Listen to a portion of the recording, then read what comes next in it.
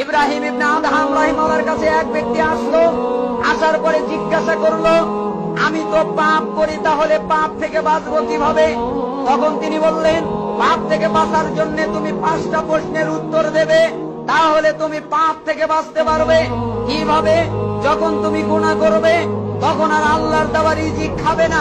তখন সে বলল, আল্লাহর দেওয়া রিজিকে যদি না খাই তাহলে আমি খাবো কি? সবই তো আল্লাহ। কয়, তোমার কি লজ্জা করে না? যার দেওয়া রিজিক খাও, তারই নাফরমানি করো। কয়, জি, কথাটা ভাবার বিষয়। আবার তাকে দ্বিতীয় প্রশ্ন করলেন, তুমি যেহেতু পাপই করবে তাহলে আল্লাহর দেওয়া জায়গায় থাকবে না। তখন সে বলল, আল্লাহর দেওয়ার জায়গায় না থাকা এটা তো ওটার চেয়ে আরো কঠিন। আমি তাহলে থাকবো কোথায়? সবই তো আল্লাহর দেওয়া জায়গা।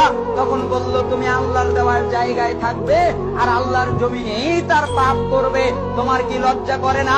3 নাম্বার, তুমি এই কাজ করো না, তুমি পাপ করো, কিন্তু তোমার পাপ করার সময় আল্লাহ যেন তোমাকে না দেখে। তো এটা তো আরো কঠিন। এমন কোন জায়গা কি আছে যেই জায়গায় আল্লাহ আমাকে দেখবে না? তখন ওই সালাফ ইব্রাহিম ইবনে আদহাম রেগে গেছেন লোকটার উপরে।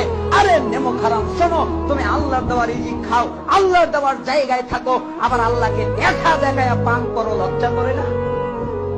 4 নাম্বার, তুমি যখন পাপ করবে তখন তোমার কাছে যখন মালাকুল মউত আসবে তখন তুমি বলবে, একটু সময় দেন, আমি এখন তওবা করে নেই।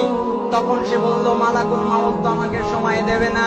আরে হতভাগা, তুমি যেহেতু মালাকুল মউতকে 1 মিনিটও রুখতে পারো না, তার কাছে একটু সময়ই নিতে পারো না, তাহলে তুমি কিভাবে সতর্ক হয়ে যাবে? কিভাবে তোমার প্রস্তুতি গ্রহণ করবে? অতএব এখনই সতর্ক হয়ে যাও। 5 নাম্বার কি? যখন তোমাকে জাহান্নামের দিকে নেওয়া হবে তখন আর জাহান্নামে যাইও না, জান্নাতে যেও।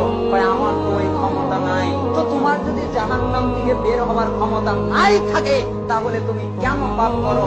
তখন লোকটা 2 চোখ দিয়ে টস টস করে পানি পড়ছিল আর ইব্রাহিম ইবনে আদহামের দিকে তাকিয়ে আছে। তখন ইব্রাহিম ইবনে আদহাম বলল, কি বুঝলা তুমি আমার কথায়? আমি এটাই বুঝলাম, পাপ করার অনুমতি নাই। আমি আর পাপ করবো না, আমার তো জায়গায় নাই। কোথায় পাপ করব?